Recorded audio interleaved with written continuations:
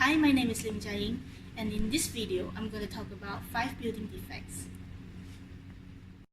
The first defect we're going to talk about is efflorescence, which is located at the auditorium outside of Module Alabina. Let's take a closer look at efflorescence. Efflorescence is the crystalline deposit of salts that can form when water is present in or on brick, concrete, stone, or other building surfaces. It is a white grayish tint and consists of salt deposit left behind when water evaporates. In addition, efflorescence can appear as powdery substance on floor and walls and requires special care to treat. What causes efflorescence?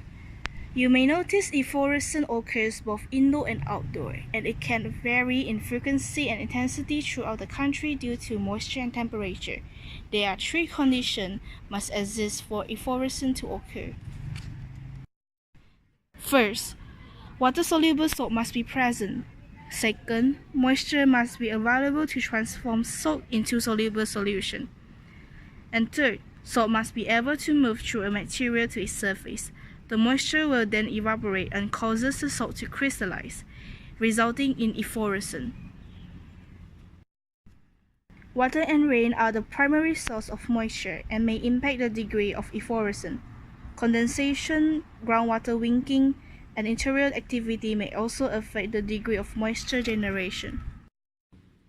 The second defect is popping tiles, which is located in Module Alabina. Popping tile is one of the most common defects that is observed in the floor tiles. There are a few reasons why popping tiles occur. Let's look at our site. As you can see, our site is at outdoor. Therefore, it is directly exposed to sunlight, so there are chances of popping out of tiles because of the direct sunlight, which will result in heat leading to expansion tiles.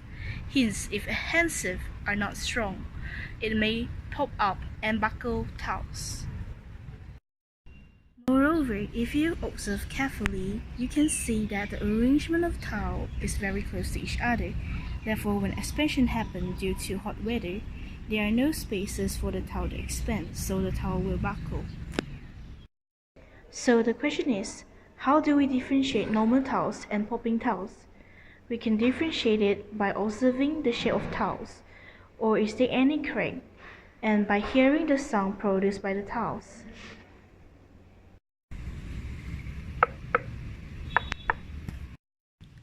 The popping tiles have hollow sound. This shows that the tiles and the adhesive does not combine well anymore. The third defect is rusting, which is located at the bridge in between Module Alabina and the old building of Faculty Alabina. As you can see, the bridge that connects Module Alabina and the old building of Faculty Alabina is directly exposed to the weather. Therefore, when it rains, the water will just hit the metal and then rusting will happen. Rust is another name for iron oxide, which occurs when iron or an alloy that contains iron like steel is exposed to oxygen and moisture for a long time. Over time, the oxygen combines with the metal at an atomic level, forming a new compound called an oxide, and weakening the bond of the metal itself. It can also be the presence of acid rain and air pollutant. The main medium for rusting process is water. The hydrogen atoms present in water molecules can combine with the other elements to form acids, which eventually causes more metal to expose. If chloride ions are present, as in the case with salt waters, the corrosion is likely to occur more quickly. Meanwhile, the oxygen atoms combine with the metallic atoms to form the destructive oxide compound. As the atoms combine, they weaken the metal and making the structure brittle and crumbly. The fourth defect is wall cracking, which is located at the Faculty of Engineering. Cracks in wall are unsightly, but they can be also an indicator of a serious structural problems. Large crack may appear because of the properties foundation has strong or lost its strength, causing all or a part of building to string known as subsidence. Subsidence is a very specific issue that occurs when the ground under your house collapses or shrinks lower, taking some of the building's foundation with it. This puts strain in your home structure as one side string causes cracks to appear. In our site, you can see some of the soil move down a slope or is washed away while raining. Furthermore, trees often have invasive root structures that can also contribute to wall cracking.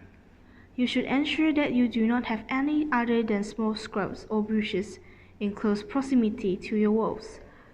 Aside from destructive roots, trees can also contribute to wall cracking by removing water from the soil and affecting the soil's moisture content.